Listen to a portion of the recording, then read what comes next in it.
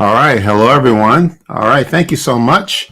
I know we're a day late with our review, but it is Friday, and we're here to talk about the last two episodes of season two of The Bad Batch. And I know it's going to be mixed emotions. I know a lot of people are going to have a lot of thoughts about these two episodes, so that's why we're here. Just want to let you know that, as you can see, Keith is not with us today. He could not make it, so it's just going to be me. But I hope that we all hang around and just talk about how we feel. Are we sad? Are we happy? Are we unhappy? Are we confused as to what took place in the last two episodes? So let's just talk about it. I think sometimes just talking about what went on and how you're feeling is therapeutic. All right, so let's do that tonight. All right. So I am Kerwin from Father Son Galaxy. Thank you for joining us. If you're new to the channel, please subscribe to our YouTube channel. Hit the like button. Thank you. Welcome. For those of you who've been here before, thank you for coming back. All right, let's get into it. Okay, so let's just see who's here. So Aiden, yes, Tech is gone. We're going to talk about that. Yeah. Dallas, hello. How are you? Some Nerd is also here. Thank you so much. Thank you. All right, so let's start with episode 15, okay? Called the Summit. So we now know why it's called the Summit, right? It has nothing to do with the mountain peak, or high point, which I thought it might have referenced with the Bad Batch, but the Summit is a meeting. It's a meeting with these high-ranking officers of the Imperials. And it's usually someplace where it's very secure. It's a secure location. No one knows where the meetings are usually taking place. And it's a meeting about strategy, these high-ranking officials coming together to talk about whatever is an important topic for them. So some very interesting things. Let's just talk about who was at the table. So besides Tarkin, as usual, we know who Tarkin is. Hemlock was on his way to this meeting as well. He was late. The other officers is Admiral Barton Coburn, who is from the Clone Wars. We also have General Hurst Romodi, who was seen in Rogue One and is also a character in Star Wars: A New Hope. As a matter of fact, if you remember that scene where Tarkin walks in with Vader and there are Imperial officers sitting on a round table, and they're talking about the Death Star plans and, how Vader lost the plans. Admiral Moti was there. General Tagg was also at the table. So Romodi was also a part of that collection of Imperial officers. So they're there. And part of it is to listen to what Hemlock has to say as far as cloning operation. They talked about, one of the officers talked about how he had experience with working with the clones, and this operation that Hemlock is involved in, if anyone were to find out about it, or other clones would have found out about it, there might have been some type of upheaval. The clones may try to strike back because of these experiments that are going on. We don't know exactly what they want to do, what Hemlock wants to do with these clones, but it's very dangerous. And then also the last person at the table, Orson Krennic. All right, Rogue One fans out there, we know who Krennic is. So at this time, he's not Director Krennic, he is Commander Krennic. He's sitting right next to Tarkin, and Tarkin asked him to give him an update on Project Stardust, which, if you remember, if you've seen Rogue One, that is the code name for the Death Star plans. Galen Erso named it after his daughter Jyn, called her Stardust. That was her nickname. So that was the Death Star. All right, Project Stardust. So that was very cool, very interesting. And by the way, so Krennic only had one line. I think he said, "Yes, sir," or "Right away, sir." That was actually voiced by the actual actor, Ben Mendelsohn. I was interested to see his names in the credits, that he, just had time just say this one line and he was okay with it, and he got credit for it. So Ben Mendelsohn, all right, playing Krennic. So, if there's going to be a season 3, which more than likely it is, I'm sure we're going to see more of Krennic in animation. So that's pretty cool. All right. I don't know if anyone had thought about seeing Krennic in an animated version, but that makes sense, you know. So here he is. Okay. All right. So now we know that the batch still has no idea where Tantiss is located, right? If for some reason Tantiss is off the map, it is so far remote. They have no idea where to look for Hemlock, but they did know that he was going to attend this summit, you know, from the intelligence that Echo received. So what they were going to do was to fly to Eriadu, I think is pronounced, to the planet where Tarkin's compound is located, and place a tracker or a tracer onto Hemlock's ship. So when he leaves for the summit and heads back to Tantiss, they will be able to locate Tantiss. Okay, so that was the plan. And as we thought, you know, from last week, you know, we were talking about, if you were with us last week, we were talking about, well, is the batch going to go after Crosshair, or you know, are they going to stay on Pabu, and then the Empire is going to come after them? Well, they did decide that they were going to go and see if they could find Crosshair. All right, so they end up at the compound, right, and they see that there is, the only way they can get to the compound is by this rail car. Okay, and this rail car is going to just take them to where they need to go, and then they're going to infiltrate and then try to get in and see if they can rescue Crosshair or any other clones that are there. So that's the plan, right? Of course, it doesn't work out that way, but we'll talk a little bit more as to what happened, who they encounter when we get there. But let's go into Q&A because we have quite a few people here. So this is really cool. So thank you so much. Let's go through Q&A. Dallas, very upset. Better be a season 3, right? You know what? To be honest with you, I didn't know if there was going to be a season 3 because I thought maybe they could wrap up, you know, their arc, you know, the Bad Batch in the last 2 episodes. I didn't think there were much of a story to tell, but apparently there is. So, all right. So more than likely there'll be a season 3, but we don't know officially. Maybe we'll find out during Celebration. All right. Some nerd. We need a support group for the loss of Tech. Yeah. Okay. This can be a start. This can be the support group. So, you know, let's talk about it. I know we're going to get there. It was, this is a very emotional 2 episodes to watch, especially the 16, but we're going to get there. We're going to talk about it. Black Light, thank you. Hey, thank you for joining us. All right. Noma Interactive, how are you guys doing? Thank you so much. Once again, if you're just joining us, Keith could not make it this evening, so it's just going to be me. So I hope you just stick around and we can all talk about and discuss how we feel about these 2 episodes. Okay. All right. So now, so the batch is taking this rail car over to the compound, and who do they encounter? But Saw Gerrera. Okay. And we know about Saw Gerrera. If you know the story about Saw from the Clone Wars, he was in Rebels. We just saw him recently in the Andor series, Rogue One.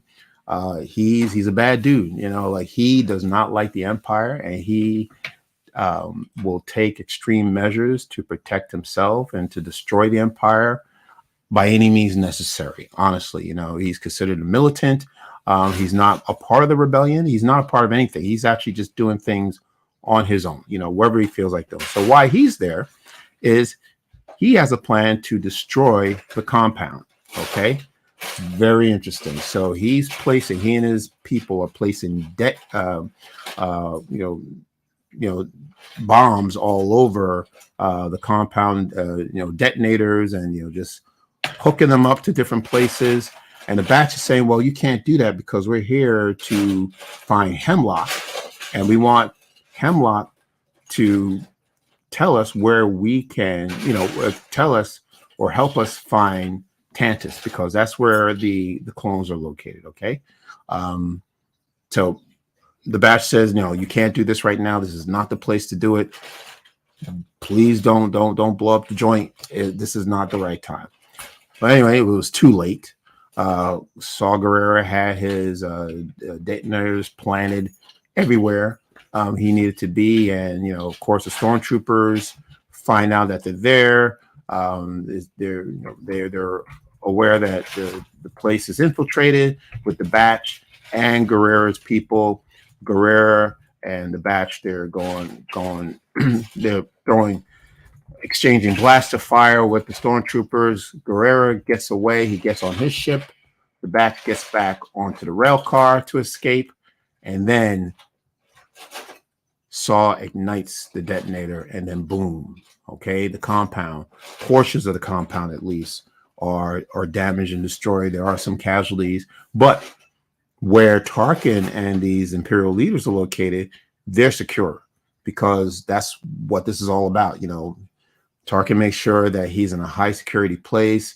He's got the walls and the windows and the shutters and everything. You can't get anything through those doors. So he told those men not to worry, sit down. We're going to finish this meeting. We need to talk. We're going to be fine. And they were. However, as the batch are leaving in the rail car, the detonator destroys the power on the rail car. So now they're stuck in midair. They have no place to go. They can't move anywhere. What are we going to do? Okay. And then that was how episode 15 ended. That's the summit. Okay. All right. So let's get into 16, which is called Plan 99. Right before we get to that, let's see if we have any more Q&A. We're going to get to we're going to get to some Q&A. Some nerd. His involvement in this episode is just another reason why Saw's blind hatred for the Empire does little good. Right. Yeah. Unfortunately, and we know how that turns out, in Rogue One. But, Saw is, he has his own agenda. He's not really thinking in terms of what anybody's going to feel, how it's going to impact anybody else. It's really, okay, we want to get rid of these people. How are we going to do it? All right, get them in one location, set the place off, and then that's it. But, that doesn't always, that's thinking with your heart and not with your head, doesn't always work. That's going to catch up to him many years later. Aiden, no tech doesn't have to die. You know what? Let's talk about that. We're going to get there. Okay. So let's start with Plan 99. Okay. So the title of this episode, Plan 99. Now, let's talk about the significance of 99, just in case you don't know what 99 is about. So 99 is named after a human male clone. All right. He was one of the original clones created with Jango Fett's DNA, but something happened. There was a malfunction with the cloning system, and this clone ended up defective. He had physical defects. He aged very, very quickly. He was very weak. He just had all kinds of problems. So he was named Clone 99. Okay. So he would be one of the first defective, if that term that's always used when they were describing the Bad Batch, he was the first of the defective clones. So now when the Clone Force 99 was actually created, they were named after that clone. So that's the significance of the number 99. All right. So now, again, we got the rail car stuck in midair. What are we going to do? Tech has an idea to try to restore the power, so he has to get out of the car and walk across the track to get to the power station and to restore power. All right. Now, as that's happening, Tarkin is getting word as to what's going on the outside. Tarkin orders his fighters to go out and shoot down anybody that's out there, even if it means shooting down some of his own stormtroopers. He doesn't care. Tarkin wants something done immediately. Destroy them. Whoever they are, causing them problems, get rid of them all. And that's what happens. So we got these fighters that are going after, and they're shooting at the rail car. And, Tech is able to restore power, but he was not able to get back to the car, unfortunately. And looks like one of the wheels attached to the track dislocated, and Tech fell. He was hanging by a cable, and he felt that there's no way that you guys are going to make it out of this if you don't let me go. Okay. So Tech made the decision. Tech and Wrecker was there, trying to get Tech to climb. How about that? Climb. Get up here. But Tech says no. that wasn't what he wanted to do. And one of the last things he said to Wrecker was Plan 99. So now we know that Plan 99, which, judging by the title Plan 99, it just felt something related to a final plan. It has some type of finality feel to it when I saw the term Plan 99. So it was not a surprise that was what it meant, like the ultimate sacrifice. And that's what happened with Tech, unfortunately. Now, Tech let go. He disengaged the cable, and as far as we know, he fell. Okay. Now let's talk about this moment. All right. Do you think Tech is still around? Did he survive the fall? Or do you think that was his ultimate sacrifice? And then if you think he did sacrifice himself, was it the right thing for Tech to do? Was there another alternative? Could there have been some other plan that they could have come up with to save Tech? Okay.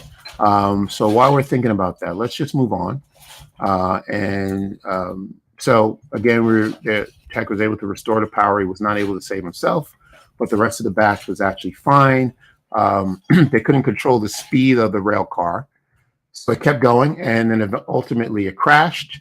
Omega was hurt badly, and when Omega was trying to regain consciousness, you saw what was going on from her point of view. And do you remember there was an episode from season 1 where it happened to Hunter, where he not quite sure what episode it was, but he was actually injured as well. I think that was the shootout between he and Cad Bane, maybe. I think it was with Cad Bane, and he was taken down, and then he was trying to regain consciousness, and you could see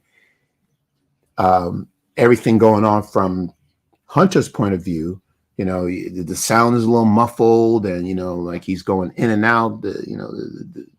His vision's going in and out. So the same thing is happening with Omega in this case. So we hear the batch trying to save her. Like, come on, Omega, let's. You can get through this. Let's go. And she could hear the blast of fire. So when she finally wakes up, she realizes that she is back on Ord Mantell. Now, let's talk about Ord Mantell. Can someone tell me why did the Bad Batch decide to go back to Ord Mantell? This is a part that confused me. I'm still not grasping the idea of the batch going back to Ord Mantell. I didn't see why they needed to. They just came from Pabu. So it really didn't make sense to me that that they went to Ord Mantell and not Pabu. I'm sure Pabu has the best medical facility there, and they could have had Omega taken care of there. So why did they go back to Ord Mantell? And then to add insult to injury, when Omega regains consciousness, Hunter says, "You know what? I think it's time for us to settle down and start a life on Pabu." Well, yeah, but what are you doing here? Why didn't you just take it to Pabu in the first place? It's like I just couldn't understand that. So I've been thinking about this for a couple of days, and the only thing I think of is that I guess maybe the writers. And by the way, let me just shout out the writers. So episode 15, The Summit, was written by Matt Michnovetz. Episode 16, Plan 99, written by Jennifer Corbett. So they are the executives of the Bad Batch, head writers, top writers. So they are the ones who have written these episodes. So the only thing I can think of, the writers are probably trying to tie up the loose end with Sid, because we know Sid was after the batch because the batch was trying to avoid her for a very long time. They didn't like working for Sid. Sid was trouble. All she wanted was to make money off of their work, their hard work. So she threatened them and said, okay, well, if you guys don't come back, I'm going to tell the Empire. Okay. So again, why did the batch decide to go back to Ord Mantell? All right. I don't know. Okay. So anyway, That's where they are. And sure enough, I mean, anybody could see what was going to happen next. Sid is not to be trusted. And she does exactly what she says she's going to do. She calls the Empire and she turns them in, all right, for money. Hemlock shows up at her place of business and says that her work is done here. You can go, gives her a pile of credits. She's out the door looking sad, like as if she's really sad about the decision she made. No, she's not sad. She could not be trusted. And so the batch, Hunter and Wrecker are in shackles. Echo is not around. Echo and Omega is not around, but they're aware that something is going wrong. And Hunter and Wrecker manages to free themselves, and they have a little run-in with the stormtroopers. But Hemlock, all we know, the only thing that Hemlock wants is Omega. And Hunter says, well, she's long gone. You're not going to get her. She's not here. Forget about it. But Omega, because she is a part of the team, she was not going to just run and hide and, not be concerned about the well-being of her team members. So Omega appears and says, leave them alone. I'm not going with you, Hemlock. I don't trust you. I don't know who you are. But unfortunately, a stormtrooper from behind hits her with a blaster bolt and stuns her, and she is knocked out. And as we talked about last week about Omega being captured, that's exactly what happened. So she is captured. Okay. All right. So then that's the setup. What do you think? Did the batch make the right decision to go back to Ora Mantell? Let me know what you think. Let's see if there's any Q&A. All right. Some nerd. Yeah, and when you know that 99 sacrificed himself for his brothers, you know what that plan means. Yes, it does. And I'll tell you something. I hope they don't use Plan 99 again. It's like that was really something to go through, once again. So the questions are out there. Do you think Tech survived the fall? Do you think the batch made the right decision to go to Ora Mantell? Well, we know they didn't make the right decision, but why did they go back to Ora Mantell is what I want to know. Just something else I want to say about Tech. So this season, the writers really seem focused on learning more about Tech, right? The first season, not so much. I think it was more about Wrecker and Hunter, and then this season they really made it a point to spotlight Tech, and we got to know more about Tech. We've seen a change in Tech.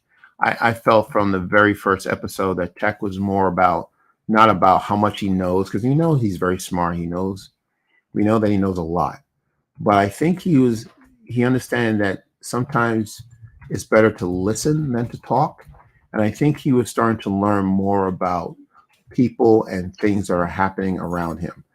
Just when he was on Serrano, he was helping the old gentleman put that box together with all of the planet's resources and wealth and culture. He listened to the gentleman talk about his planet, how much culture he used to have. When he stood up and became a leader for the team, when he ran that race on Tatooine, I'm not sure if it was Tatooine, but when he ran the pod race, he stepped up and he became a leader there. When he had that conversation with Omega and realized and confessed to her, very frank, and told her, I process things differently, but it doesn't mean that, I don't care as much as you do. And that's just the time when Echo left the group. That he cares just as much as Echo as Omega did care about Echo. And then the relationship that seemed to be forming with Fee.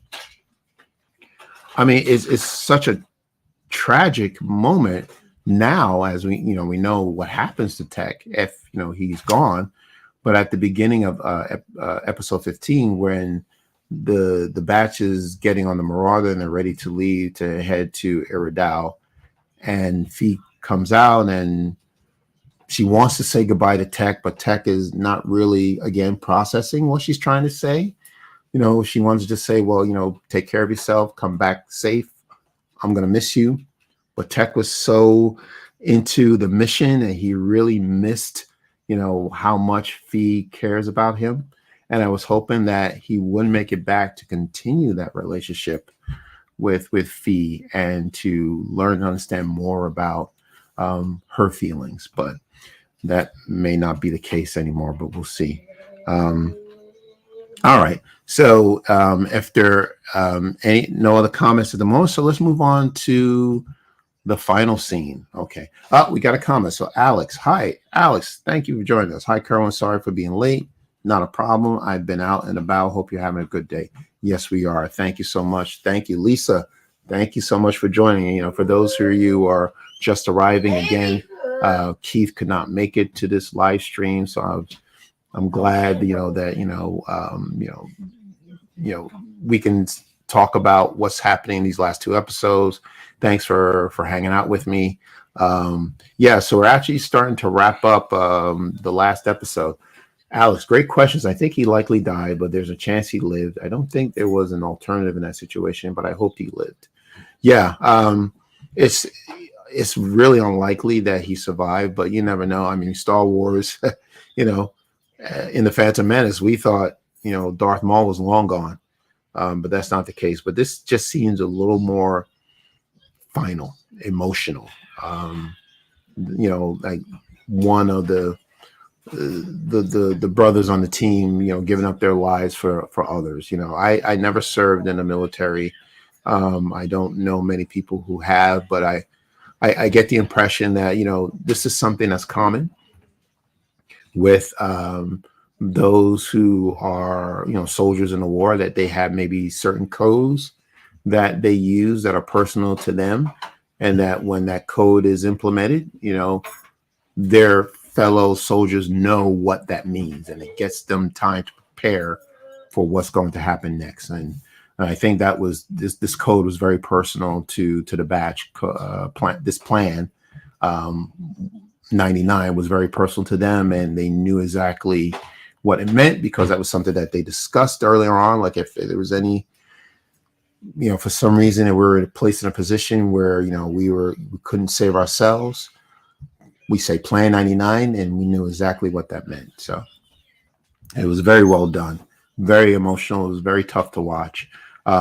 Let's move on to the final scene. Now, this threw me for a loop. Now, this was a big reveal. Okay. Now, do you remember last week we talked about Emery? All right. She is a scientist who works alongside Hemlock.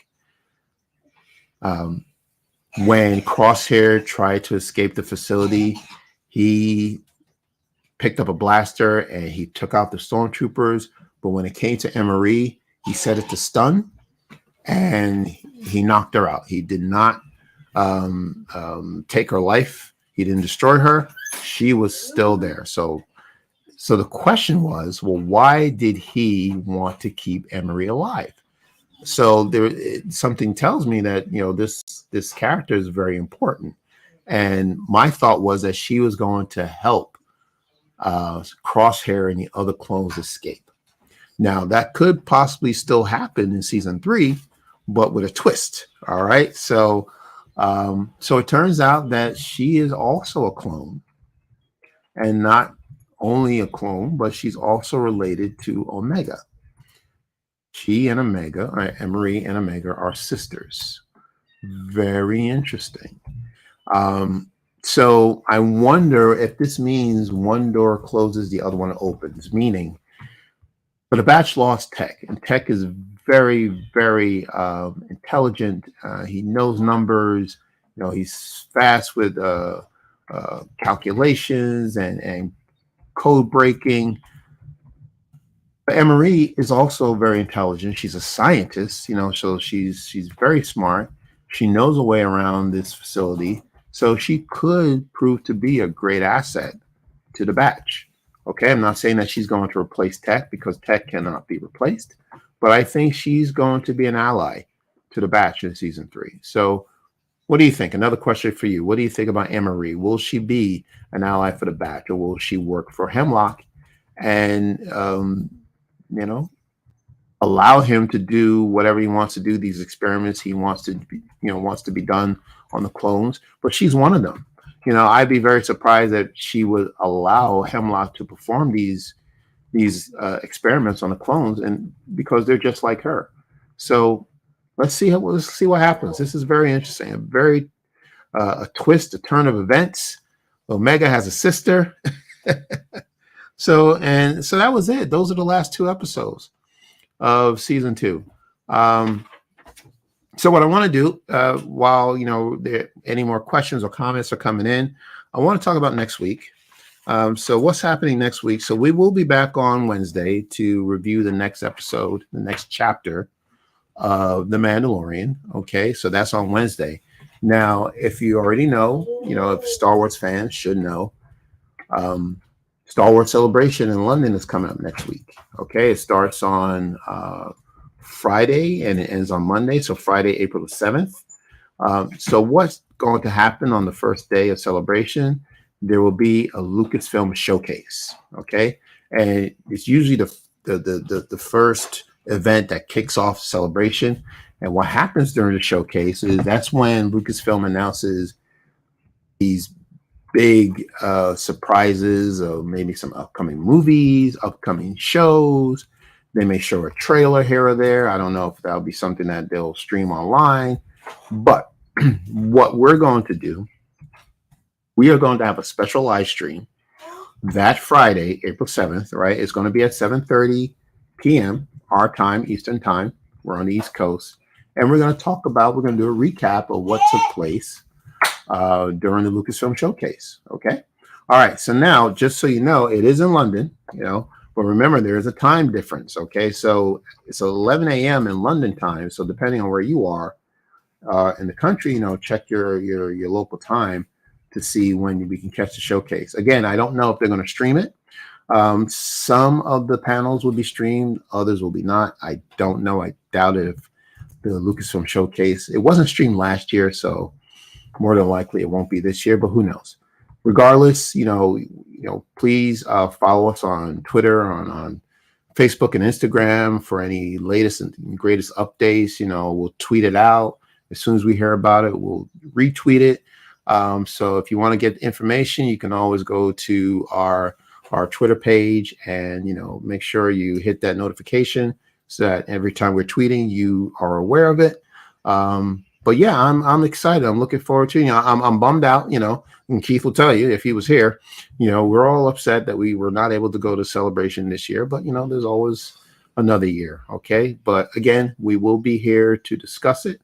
We'll do a wrap up of the Lucasfilm showcase Friday, April 7th at 7:30 p.m. Eastern time. All right. So more information to come on that. All right. So let's see if we have any more Q&A. Yes, we do. Some nerd. I hope that with season 3, we might get some backstory on Omega and now Anne-Marie. Yeah, I think so. I think Anne-Marie deserves a backstory. Now, what's interesting is Omega had no idea who Anne-Marie is, and she had no idea that she had a sister. So apparently Nala Se has been keeping secrets, so and where is this all leading up to? And we know cloning is very important to the Emperor. So I guess, we're going to try to connect why Palpatine returned in the sequel trilogy. Okay. Alex, I can see her changing size. I think Anne-Marie will turn on Hemlock and join the clones. I think so too. I think she'll have no choice. I mean, if he's going to be experimenting on all clones, she and Omega are definitely targets. So yeah, I think they're going to try to break out, escape. And by the way, the batch we know is not going to stop until, Hunter at least is not going to stop until he finds Omega. So that's going to be his journey for next season, the search for Omega. All right. So this is a father, looking for his daughter. So this is going to be very, very interesting season. All right. Okay. So if Keith was here, he can tell you, where you could find us. Again, Please drop in any final questions or comments, but you can find us on Apple Podcasts, Spotify, Stitcher Radio Public, Google Podcasts, anywhere your streaming platforms. You can also find us on this YouTube channel. Once again, please hit the like button. If you are not a subscriber, please subscribe. I mean, this is the best time to subscribe. We're pretty cool people. We like talking about Star Wars. So if you like just sitting and talking, grab a cup of coffee or, grab some tea or whatever your beverages, your choice of beverage. We like to sit and talk. All right. And we do live streams at least once a week, depending on the content that's out there. So we're going to be going back to, we'll see. We're going back to 1 week at least until the end of The Mandalorian season 3. And like I said, we'll be back next Friday as well for a special live stream of the Lucasfilm panel. All right. So any final questions or comments? Let's see. What do we have? So let's see what we got. All right. We got some comments coming in. Thank you, Alex. I hope you, Keith, Tanya, and Maisha have a wonderful weekend. Thank you so much, Alex. That's really wonderful to say that. Thank you so much. Samadhi. I hate Sid. You know what? Oh, Sid made me so mad. Oh my goodness, she just made me mad. What? I don't know if I'm more upset with Sid for what she did, or the batch going back to Ora Mantell. Please, did anybody even any idea why the batch went to Ora Mantell? I would really love to know. But anyway, that was not the place to be. They should listen to Han Solo. That's a joke. All right. Okay. All right, everyone. So thank you so much for joining us. This was really fun. Like I said, we'll be back next week. Let me just check in with the producer. She is writing some notes down. Okay. Yeah, I did mention about Star Wars Celebration. So, what do you think? What's going to happen in Celebration? What announcements do you think will be made at Celebration? Let's talk about that for a few minutes. Let me know what you think. We're definitely going to get Ahsoka. We know Ahsoka is coming. Not exactly sure when, but Ahsoka will be on its way. Excuse me. There will be, we know Young Jedi Adventures is also on its way, dropping May 1st. We got Star Wars Visions dropping on May 1st. Skeleton Crew supposed to happen this year, but we don't have an exact date yet, and then we'll find out on during Celebration. So what do you think? I'm also, any panels are you looking forward to? Have you got a chance to check the panels? Anything regarding the New Republic? Anything else? I'm actually looking forward to seeing the 40th anniversary panel for Return of the Jedi. They're bringing back some of the cast members. They're pretty cool. Billy D. Williams will be there. That's going to be awesome. So looking forward to that. I hope that's live stream. About Skeleton Crew. Yes, about Skeleton Crew. Yes, some nerds. Skeleton Crew. I am really looking forward to Skeleton Crew. When I heard the idea of the story taking place, looking and feeling like a 80s film from Amblin, one of those Steven Spielberg movies from back in the day, The Goonies and E.T., Back to the Future. I'm on board because, I love those movies. That's what I grew up watching. And Keith is a fan of Stranger Things. So we're both looking forward to seeing who's going to be in it besides Jude Law and what it's going to be about. So more to come. All right. So that is it, everyone. So thank you so much for joining us once again. Have a great weekend. And until next week, take care. And we will see you again.